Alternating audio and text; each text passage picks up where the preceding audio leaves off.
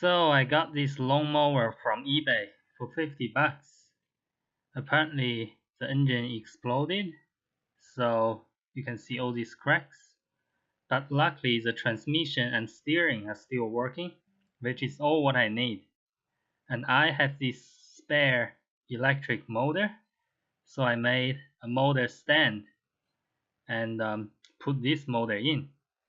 Hopefully it will work.